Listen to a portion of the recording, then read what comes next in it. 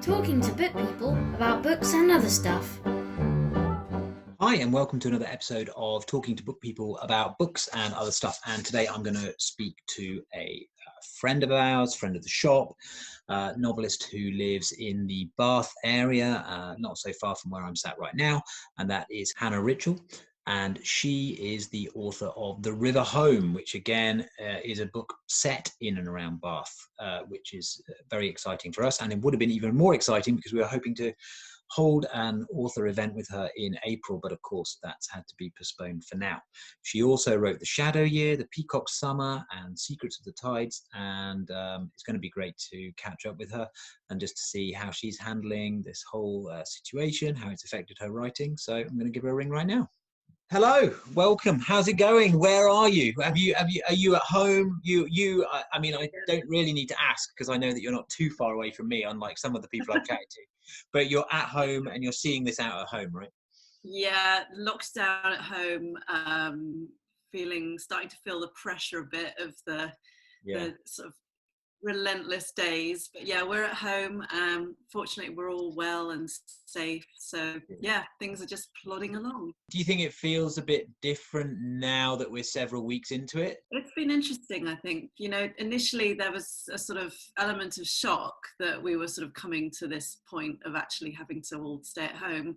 Yeah. And then I think that was swiftly followed for us by a fair bit of excitement because we were sort of embracing this exciting new time, and staying at home was sort of a novelty. And so it was almost like planning, and obviously with that there was a lot of anxiety, which I know everyone's been feeling, but I started to quite enjoy it. And I mean, being a writer, I think I'm a natural introvert anyway, so for me it doesn't feel that different. The only difference is my space during the day is now being really encroached upon by people in the house who aren't leaving it, so my frustration is a bit with that.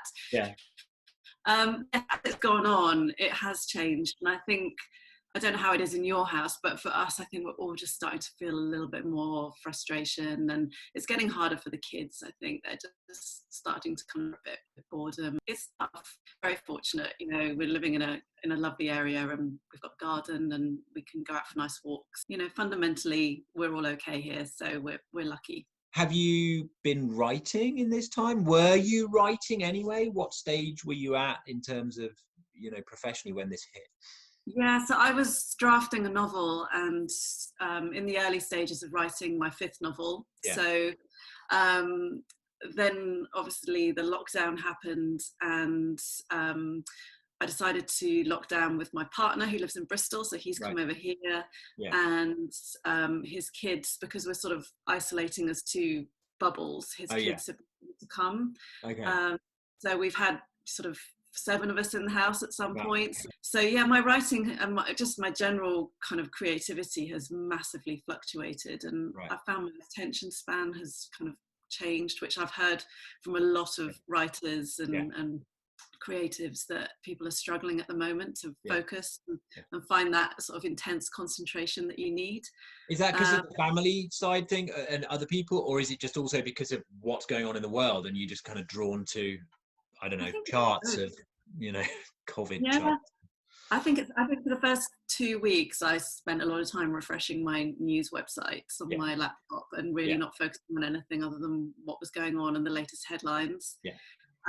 And then I tried to get into work. I was trying to read as well. I found my reading concentration completely shot, and I wasn't reading. And then just gradually, it's almost been the sort of, it's a bit like writing a novel. You know, generally you go through that period of the initial idea and the excitement, and then you get to the hard slog of it. And I've had to remind myself that when it's a hard slog, you just have to show up. So my tactic at the moment for writing is just to turn up in the morning, get the kids settled with some work for homeschooling, and then try and bash out 1,000 words, which doesn't sound very romantic or like I'm probably doing my best work, but it's that clay, you know, it's like throwing down the clay that you can then shape later. So that's at the moment, it's almost like a sort of survival mode of just So the bashing out is step one. As you say, everyone's minds are full of stuff, so it's just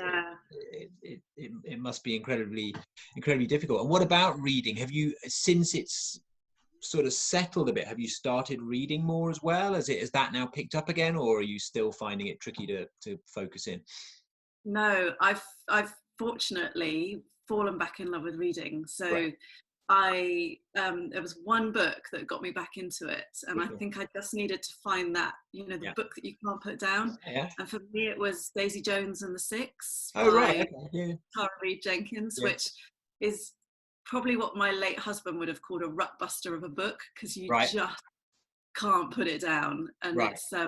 it's written in kind of short, sort of punchy segments from lots of different characters' points of view. So it's sort of like an investigative, fake documentary sort of piece of journalism investigating a seminal rock band from the 70s, and they had this kind of glory moment, and it's about them writing this album together and how everything implodes and they sort of fall apart. But you get this incredible journey through the 70s rock scene, and you're with these really charismatic creative musicians, and there's a love story at the heart of it. And for me, it was just an absolute page turner, and I couldn't put it down. And once I'd sort of broken my drought with that, I found that I'm back into books in a big way. What else have you gone on to? I've nearly finished The Dutch House by Anne Patchett, which I've been loving. And again, for me, like, so different to Daisy Jones, but just a really gorgeous portrait of a brother-sister relationship and their relationship with their home, which is sort of stolen away from them. And how they kind of move through their lives looking back at their past and making peace with their past. And I think that's just such a wonderful book. But the other thing I've actually been drawn to is a bit of poetry, which I don't normally read much poetry, but I've been reading Devotions by Mary Oliver, which is a book I picked up at the bookshop, actually. Oh, okay. Good. And I just think Mary Oliver is so wonderful for the way she writes about our attention to small moments and nature, and she's able to encapsulate in just a few words that kind of sense of wonder that you can be struck by when you're out and about and you see something really small but really moving. I feel she's someone who we've been selling a fair amount of in the last sort of month or so. So I don't know whether other people have been talking about her again as a writer who it's particularly good to connect with right now, because there have been others like Robert Macfarlane mentioned very early on in this The Living Mountain by Nan Shepherd, sort of nature classic, as a great example of a book that is perfect to read now, because about connecting with nature when we can't, etc., etc. And I wondered if Mary Oliver maybe is a similar thing. I don't know.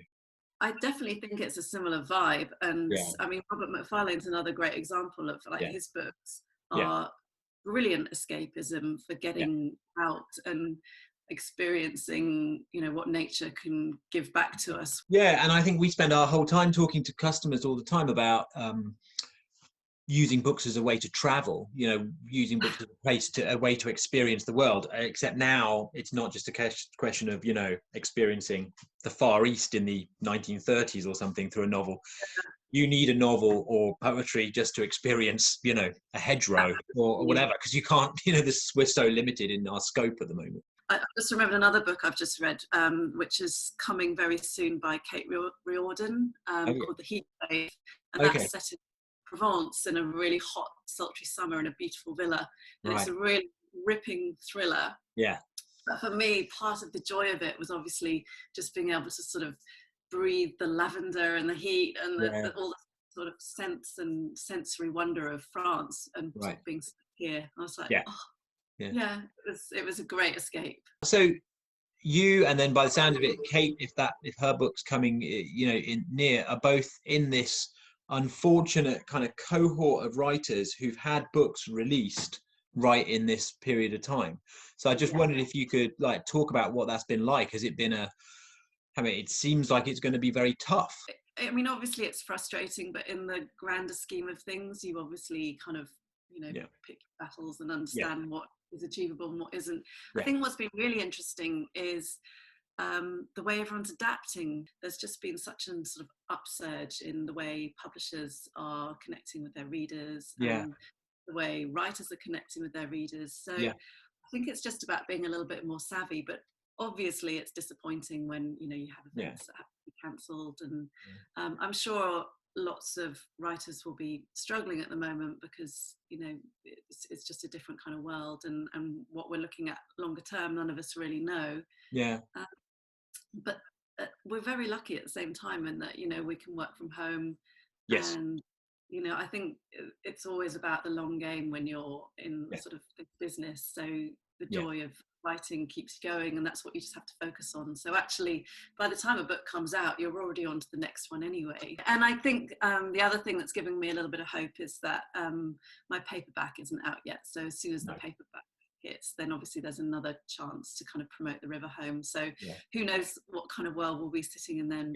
And there's going to be some moment when everything lifts, and then suddenly there's going to be this glut of books, and readers are going to be spoilt for choice, but it's going to be crazy. There's going to be a glut of everything, though. I mean, it's going to be like, who knows when it would be. Let's be optimistic and say that in September and October, lives are returning to something very close to normal.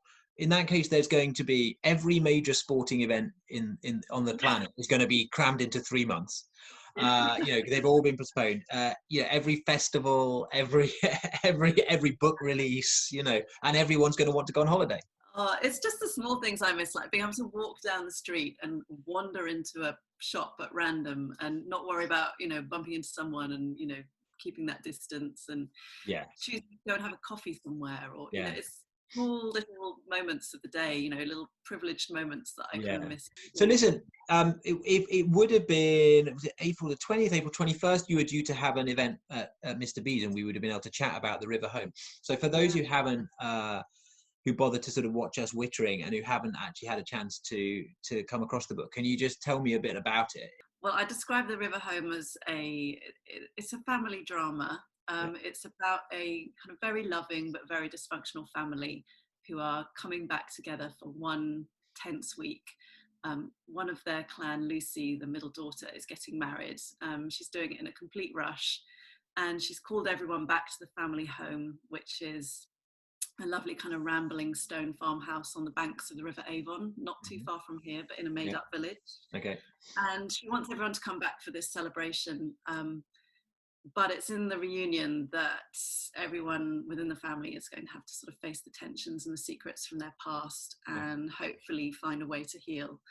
So what I wanted to do was sort of juxtapose the idea of this happy, wonderful family togetherness with actually the sort of darker secrets and undercurrents that can run through a family. Right. And then that kind of led to the idea of a river and the family living near a river, and the river sort of became a bit of a metaphor.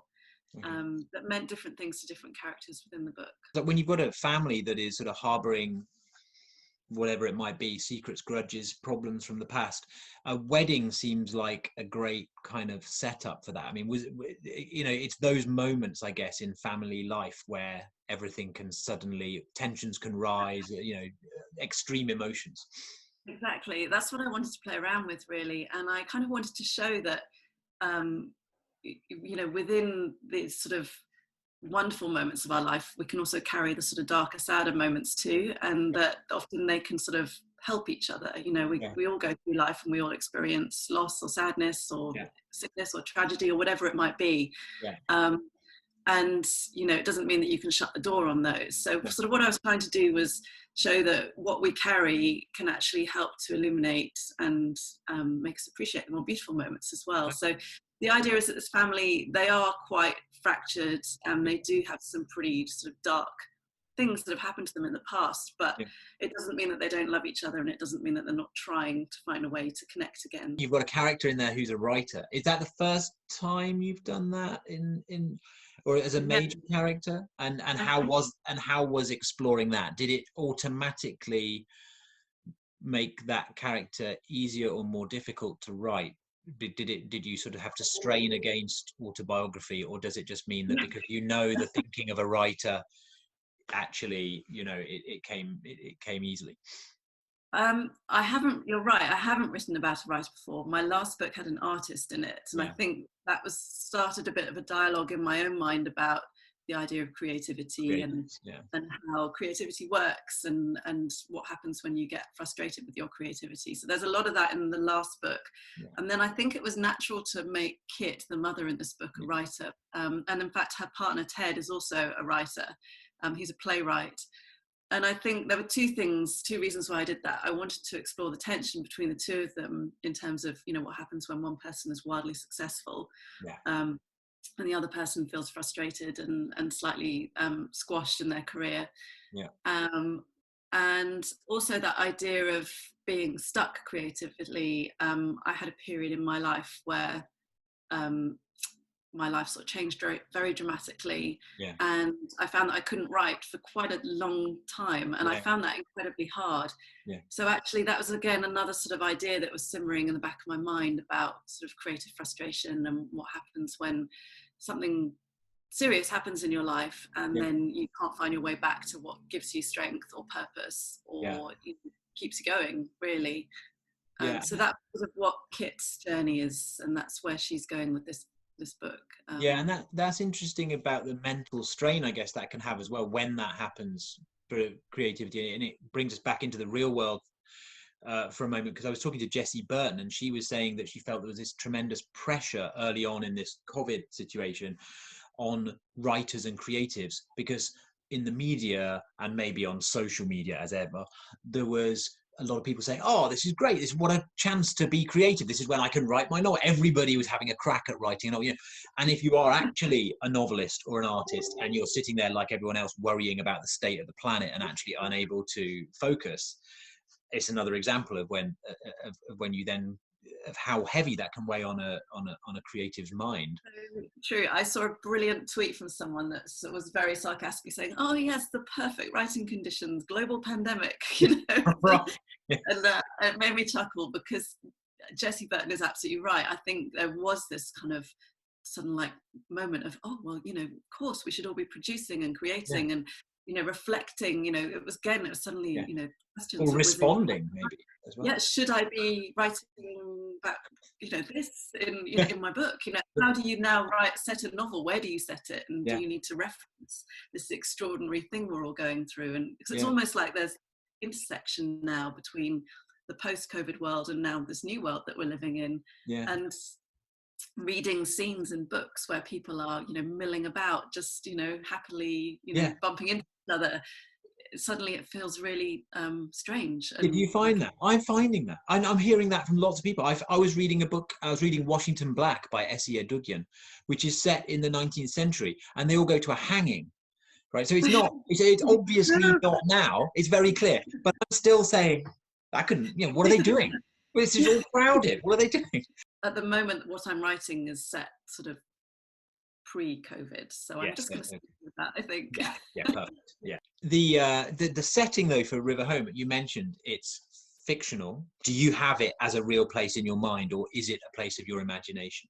I need to have the landscape and certainly like the buildings and where the characters are and the landscape they're moving through needs to be quite fixed in my head.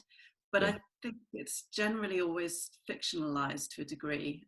So it gives me the license to then throw in things that I need to be present, like if I need a bridge to be over the river. So I like to take my inspiration from real places, but then I've found that it's best for me then to kind of create a fictional bubble within that real place. So, for example, the Peacock Summer was a fictional village within an area of Buckinghamshire that I know really, really well from childhood. And likewise, Mortford, which is the fictional village I've created for the River Home, is sort of based on quite a few villages that I know around this area outside Bath. But again, it's completely made up. But what was new for me was writing this book, actually living in the landscape. So I've never done that before. And how did that change things? Did it mean that any time you were kind of felt that you were done writing for the day, it gave you a good excuse to go out for a walk in the country to absorb a little more? Or was there any genuine differences to how that was? I don't know, actually. I think you can't help but sort of be more influenced by an area if you're literally walking through it and observing and seeing things. The one other question I've been asking absolutely everyone is, you know, I keep seeing, mainly possibly from people who are furloughed and who are not sort of working on their day jobs from home and what have you. I keep seeing all this stuff about, oh yeah, it's great, this lockdown thing. I've learned the ukulele and now also I can make sourdough bread and what have you. And I just wondered if this had meant that anyone in you or anyone else in your household was taking on any new skills or using this as an opportunity to do that kind of thing. I'm so embarrassed that you've asked this question. Oh, really? I think we've reached like peak middle class lockdown stereotypes here. Excellent. So we've done the Joe Wicks workouts. Yeah, right. Making sourdough. I'm not doing it. My partner's making sourdough. We went out the weekend and we foraged for wild garlic and we made pesto, which I think everyone seems to be doing around here at the moment. Wild garlic is incredible, and in fact, with all that rain, we had rain a few days ago, and the air, it reeked of wild garlic, even here in the village. It was incredible. Yeah, it's such an intense scent, and I, hadn't quite realised that obviously when you then like blend it down and make pesto, it's an incredibly intense taste as well. But so we've done that. I've been planting tomatoes. So the whole we're doing a new stereotype. You could tick them off on the list, and we've done them all. But brilliant. Listen, thanks so much for spending the time chatting, and I can't wait to chat with you about River Home at some point in a bookshop. Thank you so much, Nick. It's so great to see you. Awesome, and you. Thanks. Bye. Please note, no book people were harmed in the making of this film, though some were technologically challenged. All books are available from www.mrbeesemporium.com.